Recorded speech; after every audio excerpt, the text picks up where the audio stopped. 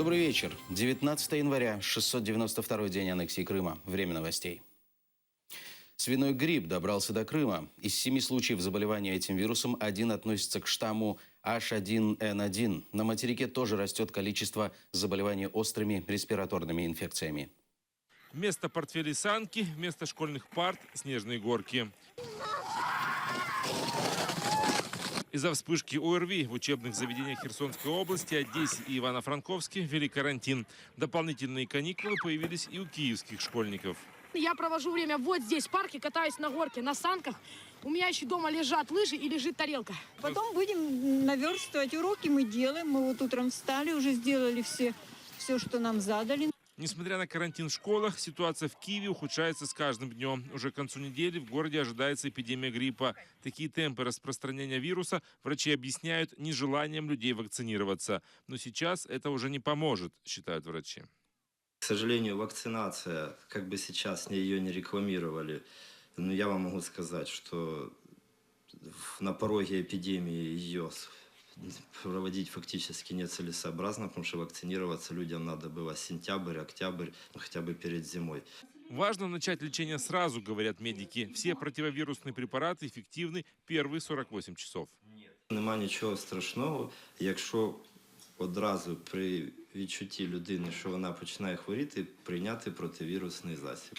Я вважаю, що це буде абсолютно нормальною нормальним и здорово-глуздым початком лікування. Но необходимые лекарства есть не во всех аптеках. А что еще противовирусное есть? А вот этот самый популярный, который Тамифлю. На складе нет. По данным Минздрава, в Украине от гриппа уже умерло 46 человек. Илья Смирнов, Эльдар Исматов, Заман, АТР. Депортацию крымских татар призывают признать геноцидом. Члены Исполнительного совета Всемирного конгресса крымских татар приняли решение направить в парламенты стран мира обращение о признании депортации крымских татар 1944 года геноцидом. В ноябре прошлого года Верховная Рада Украины своим постановлением признала геноцидом выселение крымских татар с полуострова. А нынешние действия оккупационных властей признали этноцидом крымских татар. Напередодні особливо чергової дати трагічної депортації кримтатарського народу, всі помітні такі діаспорні організації мають вже звернутися до своїх парламентів своїх країн, де вони мешкають, і будуть проводити відповідні такі консультації з політиками, щоб такі рішення були ухвалені парламентами інших країн. Комиссию об отмене решений Меджлиса предложил создать лидер пророссийского движения Крым Ремзи Ильясов. Предполагается, что комиссия вместе с муфтиятом будет рассматривать принятые ранее решения Меджлиса с последующим правом отмены тех, которые их не устраивают. Ремзі Ільясов і декілька ще осіб йому подібних, вони зараз виконують роль таких, знаєте, сторожових не псів, а собачок цього окупаційного режиму. Рішення Меджлісу ніхто не має права відміняти, окрім Курултаю кримськотатарського народу. Отже, подавляючи більшість делегатів Курултаю кримськотатарського народу, які обрані були безпосередньо кримськими татарами у 2013 році, вони залишаються вірними своїй клятві, вони залишаються людьми, патріотами своєї землі, і вони ніколи не підуть на подібні кроки, які очікуються такими, як Ільясов. Гривна падает. В обменниках она обвалилась почти до 27 за доллар и более 29 за евро. Эксперты же утверждают, оснований для падения гривны уже больше года нет. Но Нацбанк ничего не делает для того, чтобы сдержать падение гривны. Зараз немає жодних економічних підстав для девальвації гривні. Але вона триває.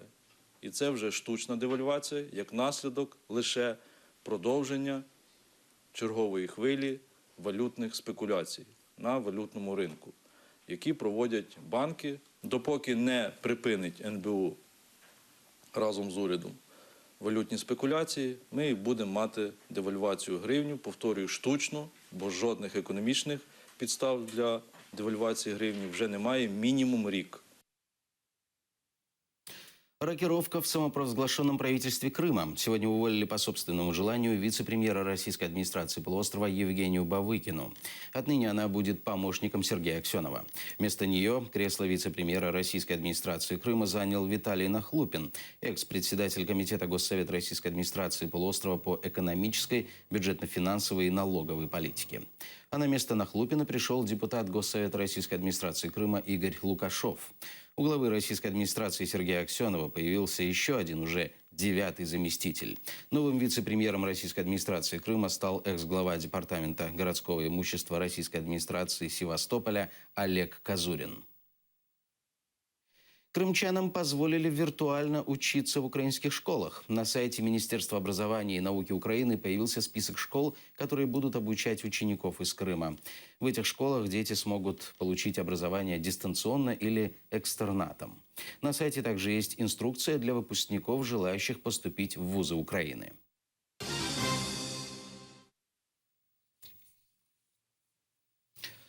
В зоне проведения АТО за прошедшие сутки российские бандформирования 47 раз обстреляли украинские позиции. Нарушая режим прекращения огня и Минские соглашения, боевики обстреливают силы АТО как из гранатометов, так и с помощью бронетехніки.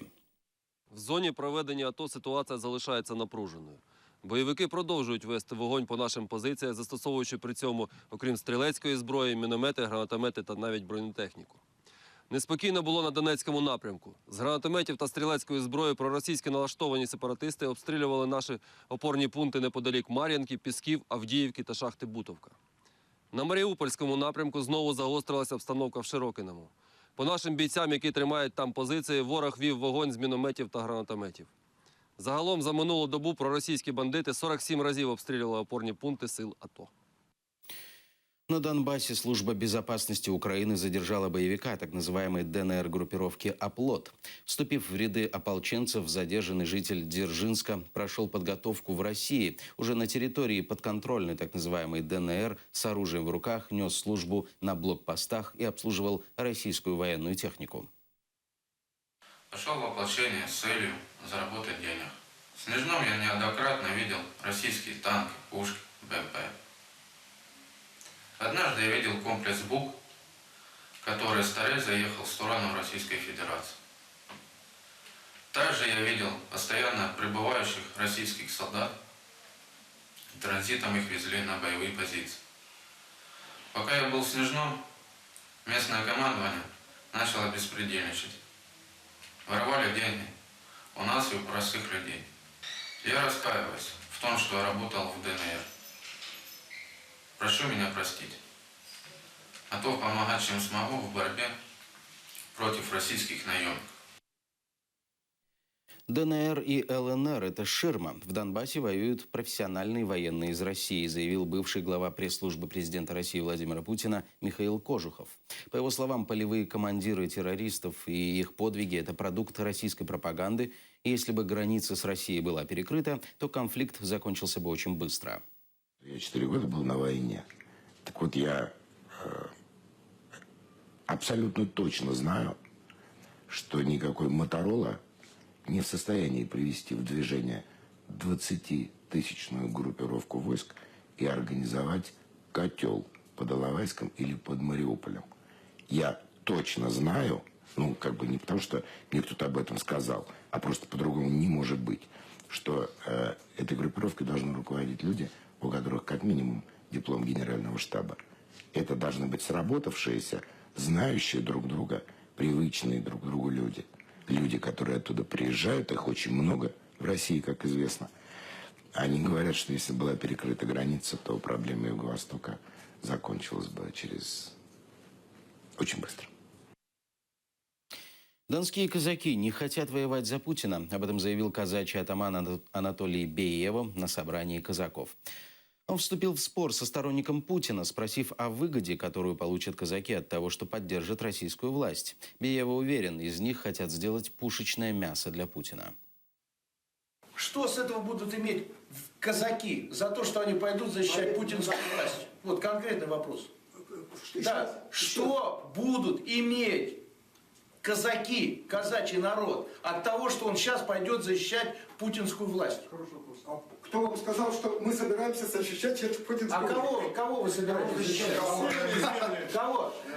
Я вам сейчас поясню. Турки 300 лет назад казаков приютили. Некрасов. Да. Заветы которого мы чтим и которые у нас за основу в ЦОДК. Так? Почему? Турки нам сейчас не враги. То, что они Путина хотят снести, да и хрен с ним. Что он нам дал, Путин? Хорошо. Почему вы сейчас готовите пушечное мясо для Путина? Договариваетесь с Министерством обороны, со всей этой шайкой. Понятно. А я Путину служил 25 лет, с Путиным служил государству. Нет, все, при пусть Путине нам вопрос. давайте я отвечу на этот вопрос.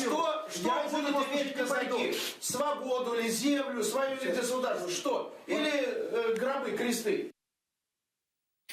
Израиль не поддерживает санкции западных стран против России. Как передает Униан, об этом посол Израиля в Украине Илья Белоцерковский заявил на заседании пресс-клуба «Дипломаты без галстуков» в Киеве.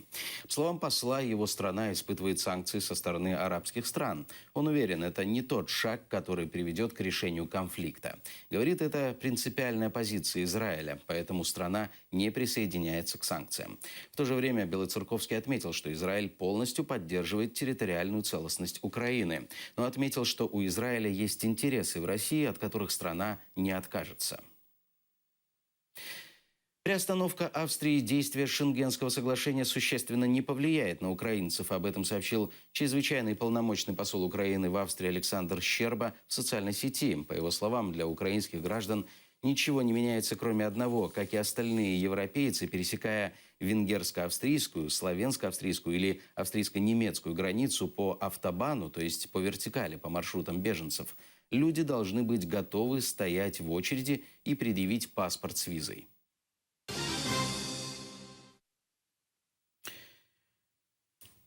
Украина в снежном плену. На юге и в центральной части страны перекрыты трассы. Сотни машин заблокированы. Спасатели вытащили из снежных заносов более 300 машин. Ситуация остается сложной в Николаевской, Одесской, Кировоградской и Днепропетровской областях. В этих областях движение как для легкового, так и для грузового транспорта перекрыто. Некоторые области остались без света. Синоптики на сегодня прогнозируют прекращение снегопадов, однако морозы в ближайшие дни усилятся. Термометры могут опуститься до минус 24. На полуостров надвигается шторм, ожидается метель и гололедица. Сегодня ночью термометры опустятся до минус 10, в горной местности до минус 13 градусов. Синоптики прогнозируют налипание мокрого снега, туман, на дорогах гололед и метель. Вместе с тем ветер усилится до 22 метров в секунду. Возможно прекращение работы Керченской паромной переправы.